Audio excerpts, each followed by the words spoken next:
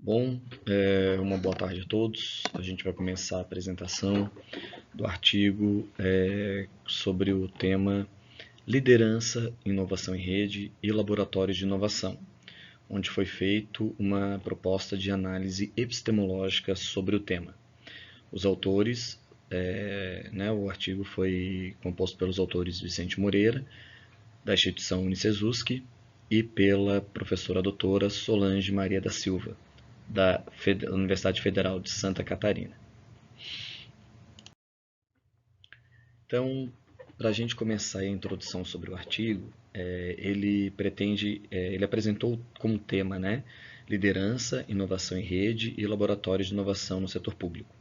Então, todo o trabalho foi baseado nesses três construtos.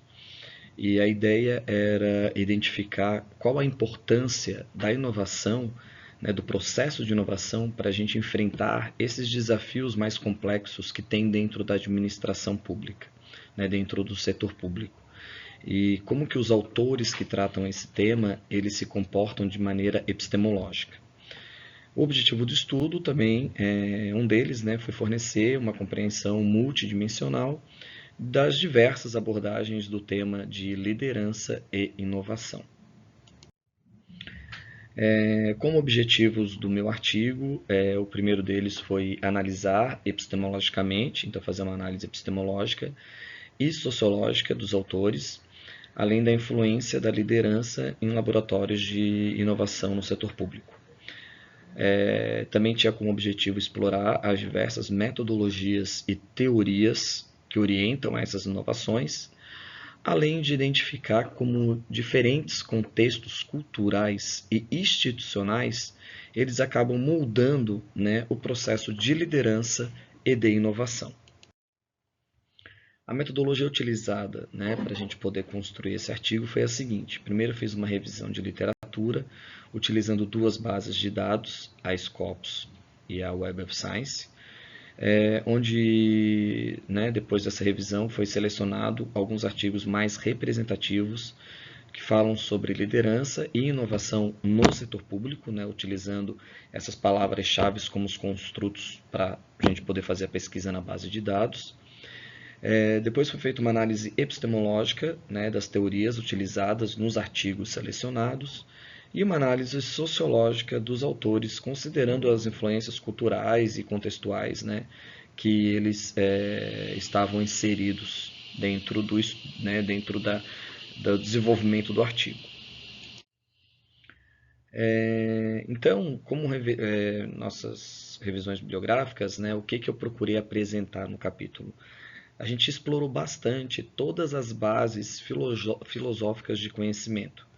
Começamos pelo empirismo, depois tratamos um pouco do racionalismo, passando pelo funcionalismo, o construtivismo e, por fim, tratando um pouco do assunto de pragmatismo. E a gente viu como que a discussão sobre como essas abordagens de bases filosóficas do conhecimento influenciam ou influenciaram o processo de pesquisa, para poder entender a inovação dentro do setor público. Além disso, dos autores mais renomados, eu também trouxe alguns exemplos de autores e contribuições, como Toners, Kettler, Lambert, Putke, Rodrigues e Grandnet. E como resultado de discussão, o que nós entendemos? Da análise dos três artigos selecionados, a gente concluiu que, primeiro, a liderança ela emerge como um fator central para o sucesso dos laboratórios de inovação, que a cocriação e o design thinking são metodologias eficazes para promover a inovação dentro do setor público, que diferenças contextuais e culturais influenciam demais todas as práticas de liderança e de inovação, e que a medição do impacto e a transparência são elementos importantes para a eficácia dessas inovações. Como resultado da minha pesquisa, eu destaquei aqui alguns elementos importantes quando eu fiz a análise epistemológica, comparando os três artigos. O primeiro, ele fez um estudo lá da inovação dentro de um laboratório no setor público, O segundo também, ele avaliou o processo de inovação num time, dentro de um órgão público. E o terceiro, a mesma coisa, né? Ele viu laboratórios, como é que se comportam os laboratórios dentro dos governos, né? E das políticas públicas de inovação, e algumas experiências americanas e europeias. Com relação ao empirismo, o primeiro artigo ele menciona a importância da percepção direta em coletar análise de dados, o que é uma característica empírica, né, que remete ao empirismo. Do artigo 2, a gente percebe o empirismo quando ele descreve a aplicação de métodos experimentais, né, pelas equipes de inovação. Então, quando a gente usa a experimentação. E já o artigo 3 é quando ele descreve a utilização de abordagens empíricas também, como coleta, análise de dados, para melhorar as práticas de governança. Então, são exemplos da influência do empirismo dentro dos pesquisadores, dentro das pesquisas e dos artigos. Com relação ao racionalismo, no primeiro artigo, a gente vê a abordagem de teorias organizacionais que aplicam metodologias baseadas na razão, né, para entender a mudança nesse setor público. Já o segundo artigo, a gente consegue ver uma ênfase em metodologias estruturadas e no pensamento sistemático e racional, características importantes do racionalismo. E no terceiro artigo, a gente tem ênfase no desenvolvimento e no uso de metodologias também sistemáticas para avaliar e comparar os laboratórios. Então, todas características racionalistas. O funcionalismo ele foi possível observar no primeiro artigo por meio do enfoque funcionalista em entender as organizações como entidades interconectadas, buscando alcançar objetivos comuns. Então, isso é um traço do funcionalismo.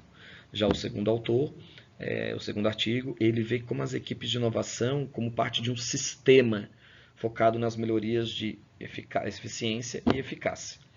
E o terceiro artigo, ele interpreta os laboratórios como partes de um sistema maior de governança e administração pública, traços do funcionalismo.